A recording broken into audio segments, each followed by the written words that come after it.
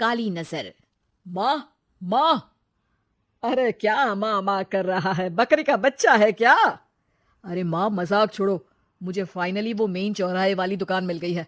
अब देखना, आपका बेटा दुगनी स्पीड से पैसा कमाएगा। उफ, वो ये क्या? मेरी ऑनलाइन मेकअप क्लास चल रही है। इतनी जोर से क्यों बोल रहे हो आप दोनों? अरे मेरी धर्म पत्नी जी, मेकअप क्लास बाद में करना। वो चौराहे वाली दुकान मिल गई है हमको। अरे वाह!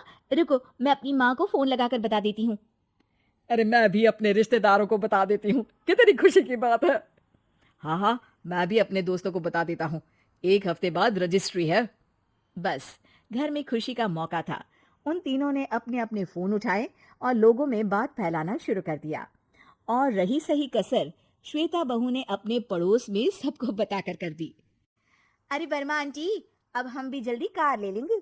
घर का रेनोवेशन होगा और ठाट से रहेंगे हम भी। अरे ऐसा क्या हुआ? लॉटरी बाटरी लग गई है क्या? अरे इस बार चौराहे वाली मॉल में हमको भी दुकान मिल गई है। दुकान नंबर 21, जो एकदम चौराहे पर है। अब ग्राहक बढ़ेंगे तो आमदनी भी बढ़ेगी ही ना। अरे वाह, कितनी खुशी की बात है। मैं बहुत खुश हूँ तुम्हें इतना खुश देख के। बाकी एक बात कहूँ, सबको मत बताते फिरना। किसी की नजर लग जाएगी तो खुशी की खबर वापस लौट जाएगी। हैं? ऐसे थोड़ी ना होता है। अब डरा रही हो? अरे सही कह रही हूँ। काली नजर कहते हैं इस चीज को, जब आप किसी को कुछ बताओ और वो काम बिगड़ जाए। अरे लेकिन मैं तो... तुमने सबको बता दिया ना?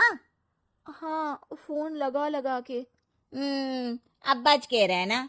काली नजर बड़ी खतरनाक होती है। श्वेता इतनी खुश रहती है कि वो वर्मा आंटी की बात पर ध्यान ही नहीं देती, जबकि पड़ोस में और भी लोगों से खुशी की खबर शेयर करती रहती है। अगले दिन राजेश बहुत दुखी होकर घर आता है। अरे बेटा, क्या हुआ? मुंह क्यों सूजा हुआ है? मधुमक्खी ने काट लिया क्या? माँ, वो दुकान किसी और के पास चली गई। किसी ने ज्यादा भाव लगा दिया। अरे पर बात तो आपसे हुई थी ना उस दुकान वाले की। हाँ, आज मैं टोकन अमाउंट देने गया था, तब मुझे पता चला। कोई आकर सुबह मुझसे पहले ही ज्यादा अमाउंट दे गया। काली नजर। क्या? क्या कहा? वर्मा आंटी ने समझाया था कि किसी को बताना मत, वरना काली नजर लग जाएगी। अच्छा, तुम्हें उनकी बात मान लेनी चाहिए थी। उनकी बात मान लेती, लेकिन उसके पहले ही सबको बता चुके थे ना हम तीनों। अरे अगली बार से ध्यान रखेंगे। कोई भी नई चीज होगी तो किसी को नहीं बताएंगे। तीनों कुछ दिन ऐसे ही रहते हैं, पर एक दिन श्वेता को एक मेल आता है। राजेश, मेरा ऑनलाइन मेकअप कोर्स कंप्लीट हो गया। अब मैं खुद का पार्लर खोल सकती हूँ। अरे वाह, अपने मोहल्ले में ही खोलते हैं। ये जो घर के सामने दुकान है ना, वही। हाँ, यहाँ सस्ती भी मिल जाएगी।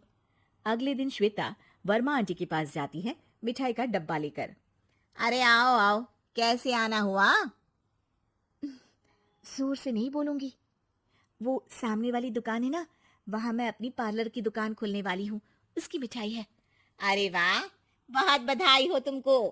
हाँ, मैं कमाने लगूंगी तो राजेश पर पूरे घर का बोझ नहीं रहेगा ना आंटी जी।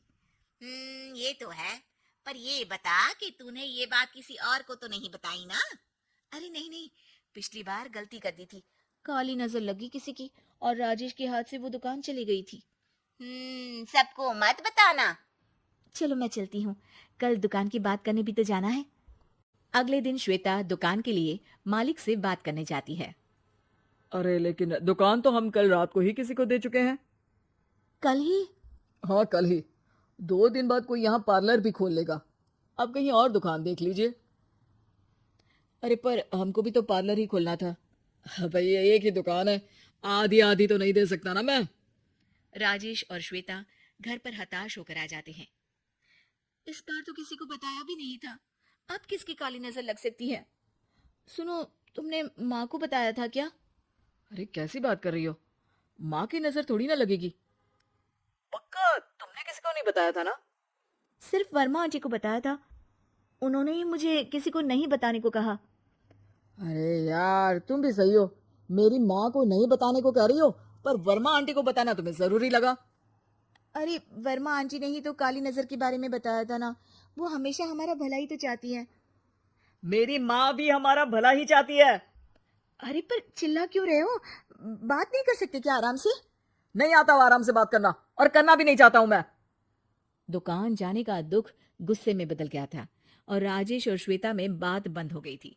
2 दिन बाद मोहल्ले में पार्लर का इनॉग्रेशन हुआ, जिसमें मोहल्ले के सभी लोगों को बुलाया गया, पर श्वेता, राजेश और माँ नहीं जाते। माँ, अंदर आ जाओ, क्या देख रही हो? अरे नया पार्लर देख रही हूँ अपने आंगन से।